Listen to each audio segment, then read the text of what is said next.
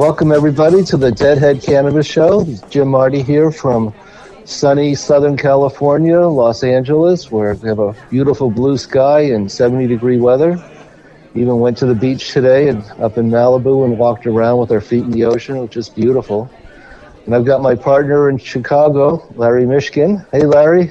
Nice to talk to you. Once again, glad somebody is warm out there. It's cold and chilly here in Chicago, and not that anybody notices because, we're all cranking away on applications here and getting everything moving forward. But it's always good to hear that there's somebody out there taking advantage of not just the nice weather, but these tremendous dead shows that you're getting an opportunity to see. And I can't speak for anybody else out there, but I know that I want to hear all about your thoughts on the show you saw last night. Yeah, it was fabulous. Just a fabulous dead show. It's always great to see the Grateful Dead in California. It's their home turf, and they really bring it on home. Big truck and opener, great ramble on Rose, and John Mayer sang us 100 verses in ragtime. One of my favorites. So great shows. And what was really special about it is the Forum they put millions and millions of dollars into redoing the Los Angeles Forum over the last few years. And now it is just music. There's no sports there. And it's set up just beautifully with brand new seats and incredible sound. And it wasn't just me. All the people around us were commenting on how terrific the sound was. They've got a big acoustic ceiling on the top of the building that kind of just pushes all that sound down. And, my opinion was it was, as good as a Los Angeles soundstage can sound. It was just incredible, and especially John Mayer's guitar, just every note, crystal clear, every note he sang. So, second set, big playing in the band into Terrapin Station, a Terrapin Station for the ages. Oh, wow. I'd encourage everyone out there to take a listen to that second set Terrapin Station, just fabulous. And on the Terrapin, Jim, they're still alternating the lyrics, right? John sings some, Bobby steps in and sings some. Yeah, Bob comes back in for the inspiration, Move Me Brightly part. Sure. And who was who sang lead on China Doll? O'Teal. Oh, right. I forgot he does that. That is the versatility of having O'Teal in that band. He comes up with some of those. He does that. I know he does Comes a Time and a few others. I love it when he sings. Yeah. So was it Terrapin into the other one, drums, bass, Warfrat. Wow. And here's the thing about it that's so great is, the way you just read it off could have been a standard set list from any Dead show that you or I ever saw. And, although I appreciate when they, move songs around and a traditional second set song lights up at the first set or vice versa, there's something different, at least for me, that's very comforting and satisfying when they get in a groove in the second set and you can kind of flash back to the Dead and say, I know where they're about to go with this. And, and kind of follow along with it. And, that's a great post drums and space run to close out the show and everything. And then, boy, you get a Ripple encore, and you can't really ask for much more than that, can you? Yeah, beautiful Ripple encore. And it went China Doll and then U.S. Blues to finish the set. Wow. Very, very nice. Again, all great tunes. Yeah, the U.S. Blues was just right there. Just everybody was standing up and getting into it. So good old California crowd. Got to get used to the $16.50 for a cocktail. Well, that's what you're going to run into out there, I suppose. Right. Everything's a little more expensive in Los Angeles, it seems. Yeah, I agree with that. But it's just great to hear them, playing so well and really at the top of their game. And I've been debating this whole Jerry versus John Mayer thing for a long time in my head, and I think where I'm finally starting to come out with it is that he's not Jerry, but he's really taken good control of Jerry's songs. If there's anybody who's going to get up there and do it, it might as well be him. He's really he's delved into the background of it all, so he's bringing it with as much preparation and energy as anybody out there.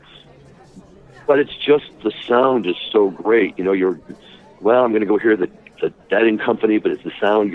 He's nailing it, like you said. He's coming in, and what I really like about it is he's starting to learn those, Jerry lines that used to always bring strong crowd responses, like, 1,000 verses and 100 verses in ragtime or whatever some of the other ones are. Wish I was a headlight on a northbound train, right, where everybody in the audience is waiting for that build-up. And, sometimes when the guys step in to play the Jerry role, they're not always as familiar with that. But John's really got that down, too. So once again, you kind of have that feeling of, like, really being at a Dead show. And, maybe it's a little bit like, this new Burger King plant-based hamburger, right, where everybody bites it and says, what? Not the hamburger, but, boy, it tastes just as good. And, I think I'm at a point where I'm willing to say he's not Jerry, but what the heck? He's just as good. And, boy, if you can go out there and see shows like that, it's good for the soul. Yeah, and, just very strong on his guitar and his lyrics. I mean, he's really going to go down as one of the great ones, certainly one of the great ones, really. Just the way he's handling these songs. Like I said, the Ramble on Rose, I encourage everyone to go listen to that and tell me if you don't think that he's really come into his own as heading to be a great one, if he's not already. So, we do it again tonight. Looking forward to it. And got my 20s lined up for my $16.50 cocktails. Right.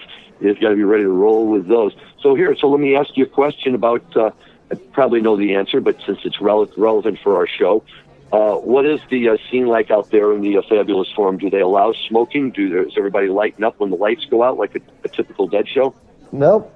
Might have been a little bit of pot smoking, but no cigarettes at all. Like I said, the venue was just absolutely pristine and beautiful, and everybody respected the no cigarette smoking. The vape pens today, nobody really has to smoke cannabis inside. Good shakedown street outside, really good shakedown. Pretty good crazy scene out there. Had a lot of fun walking around and checking it all out. And they let us pretty much do what we wanted to in the parking lot. And security wasn't too bad getting in, just sort of breezed in. They did question my vape pen, and I said, "Oh no, it's tobacco," and they let it in. But same thing for me. When I'm like, you go to some of these venues, and it always surprises me where they will and where they won't let you smoke. In Chicago, a few years ago, I went to the Riviera nightclub, which is on the north side of the city, and it's become a very famous nightclub. You get a lot of good bands that like to come in there, and it's a really small, tight venue. I've seen some Phil shows in there that were just unbelievable. And we were in there for a Phil show, and we were sitting up in the balcony, and we lit up a joint. Some guy came and tapped me on the shoulder and said, Chicago has a no smoking ordinance. You're going to have to put that out. Okay, so we put it out. And this is, it's a nice venue, but it's, not the nicest venue in town. It's a little bit run down.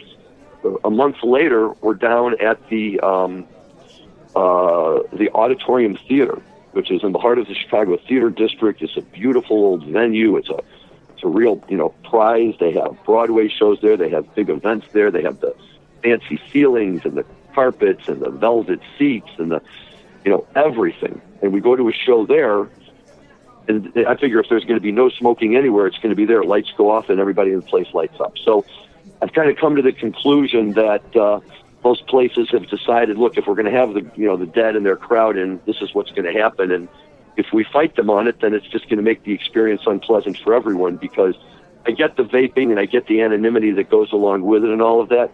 But quite frankly, for me, the way I always learned to get myself through Drums in Space was to have a good joint ready. Yeah, and Drums in Space was fabulous last night, too. Mickey tore it up for 15 or 20 minutes and enjoyed that's kind of a hard part of the show for the people who are not used to Grateful Dead and maybe are not as high or whatever. It's like, wow, what is this Drums in Space and how long does it go on for? Well, the people who are into it are just digging every note and going right along with Mickey and Billy during drums and coming out into space. But because we had people with us who are kind of newbies to Grateful Dead, and they were kind of yawning during Drums in Space, which I really like that part of the show myself. I like the drums. Space I'm not so crazy about, but I really love the drums. Well, I'll tell you this. I love the drums because it's basic, it's primal, and where else? I mean, look, here's the truth of the matter, and I know we've had this conversation before, but, as far as drummers go in a rock and roll band, not that there aren't better drummers than others, but I would say that if you have to swap out one person, you're probably going to get the least disruption if it's the drummer, right, in terms of the crowd and the audience and all of that. So you say, well, we have Bill Kreutzmann and Mickey Hart are still drumming with the Dead, and some people say, yeah, but they're just the drummers. But boy, when you get into drums, that's why it's special that it's the two of them, because you could put anybody back there with a bunch of drums and they can just bang on them for 20 minutes. But, you know, these guys have that language where they go back there and they speak to each other, and it's you know, I try to tell people it's not a drum solo, it's a drum musical performance where and if you've ever sat through a drums in the correct state of mind, then I think you'll really know what I'm talking about. That it's just amazing to hear the sounds that they produce. They're making noises up there that you can't possibly think could come from percussion instruments, and yet there they are, and it gives them a chance to showcase their talents and everything. And I love that. And then as far as space goes, I agree. Space can get a little dry sometimes, and you know, you can only listen to the wah wah wahs so many times. But for us, the beauty of space was the minute, you know, Jerry and the boys would come back on and start noodling around, that's when the guessing begins, right? What are they noodling? What have I picked up? What have I heard? Where are they going with this? What are they going to jump into? And it kind of becomes like a challenge to figure out from their space meanderings what they're going to wind up with. Right, and you know, last night they rolled out of space into Warfret, so that was pretty cool. Which is a great tune. It's a great tune to come out of, so that's also very nice. But yeah, back to the drummers. You know, they would put Nicky and Billy up on the big screen, and just absolute synchronicity. Oh yeah. And as I explained to my newbies, that you know, Mickey has collected drums and various percussion instruments from all over the world. So what you're seeing is a display of all these fabulous drums that he's collected over the years. I don't know if you remember a number of years ago, probably 20 years ago now, he was doing a thing called Planet Drum. Mm-hmm, yeah. And I saw it at Mackey Auditorium over at CU in Boulder. And you came out, and the stage was literally 100% covered with drums. And he'd bring out drummers from all over the world, 6, 8, 10 drummers on stage. And it was an amazing performance.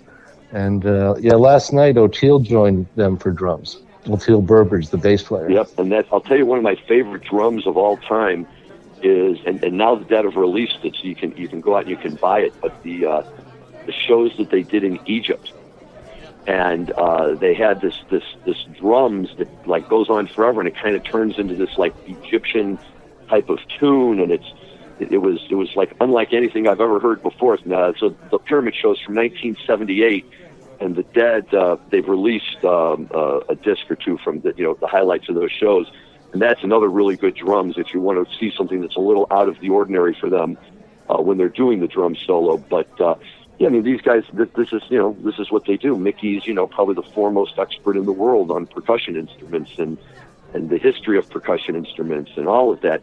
And I don't know about you, but while I've always loved drums, what I really miss is, remember for a while there in the 80s, they had the circle of drums right over their heads. And they'd stand up and they'd have that whole circle around and they'd be banging on it and everything. And I just thought that was the coolest setup I had ever seen. They still have it. They had it last night. They just get up there with all those toys and they just start banging on them. So it's a lot of fun.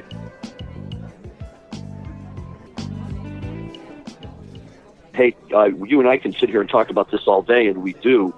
But just to make sure that we don't forget about the other side of our show, one thing I know that you and I had been talking about, and I just saw another news article on this, is in the industry, with everybody obviously still facing the same type of banking problems, there's a number of companies that have kind of popped up and consider themselves as a provider of debit merchant services to marijuana retail stores. So, people can come in and with one of these cards, and then they make a purchase in the dispensary, and then the company is supposed to pay the dispensary back. And one of those companies out there, Lynx Card, apparently has found itself in some hot water now, and apparently owes upwards of much more than $2 or $3 million to a variety of retail dispensaries around the country.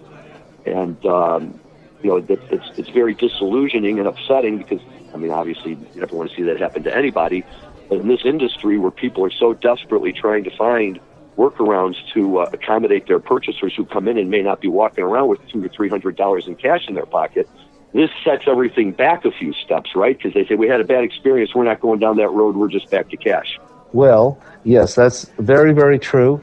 we've had clients who have had $50,000, $60,000 tied up for months, and sometimes they actually never get it back, $30,000, $40,000, $50,000. I've recommended that my clients not go down the credit card route. These companies that set themselves up, they're a go-between. They go between the bank and the credit card processor on one side and the dispensary at the other level, and everything goes along just fine for a while, and then eventually MasterCard, Visa's compliance department or the bank that they're utilizing for the transactions in their internal control department figure out what's going on, and they shut it down. And it's really like a game of musical chairs, and your last few dozen transactions could get caught up in the shutdown, and you may never see that money again. We've definitely recommended to our clients not to go down the credit card route. Now, having said that, we've had clients who have, set up a separate company for MasterCard, Visa, and they have not had any trouble for years and years. So it's, seems to be like an all or nothing kind of deal. Either it works or eventually it doesn't work, and then you're wondering if you're going to get that money. So I'm not surprised to hear that. Well, and that's interesting you say that because, part of it, I guess, is it also, you have to be careful who you play with, right? Visa, MasterCard, if there's a way to work them in, obviously, these are companies that have a long history and, one that you would feel very comfortable with. And I think the bigger problem is, trying to evaluate the financial status of a number of these newer companies that are just, popping onto the scene all of a sudden and really want to step in. And I would agree with you. I think it's very difficult to go down that road given the current structure of things and what your legal remedies are in case you ever have to pursue those legal remedies. Cash is obviously solves a lot of problems for people except on the back end when you got to figure out what to do with it. And, once again, we just sit here and say, boy, if we could just get our friends in the Senate, to start moving around with some of the stuff that's there and take a look at this bill and see what they can do, the Safe Banking Act. That would be wonderful. That would be a great thing. And, it would be a real benefit for everybody in the country to be able to have that kind of service. It'd be great for the industry. And, as you and I have talked about before, Jim, on many fronts, cannabis seems to be the one unifying force that brings all of these people of different backgrounds and political persuasions together. And, boy, if we could find a way to get something like that passed and really get things going in this country, I think that would just be wonderful. Well, we'll see what happens, but as of right now, MasterCard and Visa are not on board.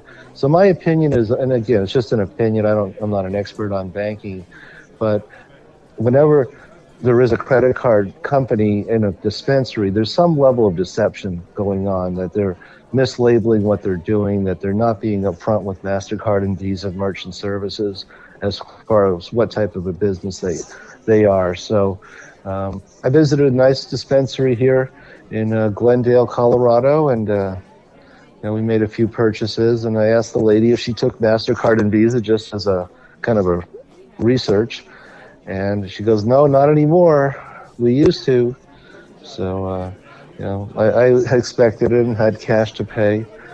I think, did I mention in a prior show that the tax at the cash register in California is 35%? You did, and I'm glad you said that, because the other thing that I just saw recently was that apparently an independent California state agency wants to put together a report on the current status of the financial situation in California, and the goal will be to assess how California's marijuana tax can be used to undercut the illegal market, right? So in other words, I think that people are seeing this as a problem and go for it. Like they've talked doing away with weight-based cultivation tax, or replacing the state's 15% excise tax with the one based on a tiered percentage of products or things like that. And that's great news, right? The state leaders, they see a problem, and instead of just sitting there and saying, too bad, we've got money to collect, they're stepping forward and they're actually doing something about it. And I know you and I have talked before about the impact that, the California market has on the rest of the industry. And by God, if they could figure out a way to really make that adult use program successful and rein in the black market in California, they might really have things going in the right direction. I had a fellow in San Francisco a few weeks ago explain to me that Because as I was saying that we haven't done as much business in California just because so much of it is still on the black market. He goes, yeah, that's true. He said, but California is a $10 billion cannabis market. And yeah, right now, $6 billion of that is probably black market, and $3 billion of that is probably white market. But he says over the next 5 years, that's going to change. In 5 years from now, we're going to have $6 billion in the white market and only $3 billion in the black market. And I thought about that as a takeaway, and I said, that's a tremendous business opportunity to be part of a shift of, $9 billion, a shift away from the black market. A lot of opportunities for, legitimate businesses like mine and yours that service the cannabis industry. So, and I think that his comment was right. I think, back when Prohibition ended in the 1930s, there was a lot of stills out in the woods and people made their own. And, today we all go to the liquor store. I think that's just a transition that'll happen over the next few years. Well, I hope you're right. And, it would certainly be nice to see. I think that's still, besides these other, issues with like banking and tax, the ever-present presence of a black market is, something that the industry is kind of grappling with. And, it would be nice if we could, demonstrate to a lot of these communities that are on the fence about what they do or don't want to do, that by, welcoming legal marijuana into their community, they will actually be helping to fight the black market. And in that respect, really cleaning up the industry and turning it into something where you don't have to worry about your kids walking down the street and have somebody on a street corner a block away from the school selling them joints. That's right. That's right. So, well, I'm looking forward to the show tonight, and looking forward to a nice New Year's holiday. I'll be back in Colorado in about 5 or 6 more days here. Get to enjoy beautiful Southern California for a few more days. Fantastic. I hope you have a great time out there. We're following the shows. Very excited to hear about the fish run at Madison Square Garden. I've got my son and his crew out there, so I'll be getting reports. It's kind of nice sitting right here in the middle of the country, hearing about fish on the East Coast, the dead on the West Coast. It's pretty good, other than actually being at the shows. Sorry, everybody. Jim Marty and Larry Mishkin here from the Deadhead Cannabis Show. Wishing all of you a very happy New Year, and we'll talk to you in 2020. Very good, Jim. Have a great time at the show. I look forward to hearing about it. Thanks, everyone.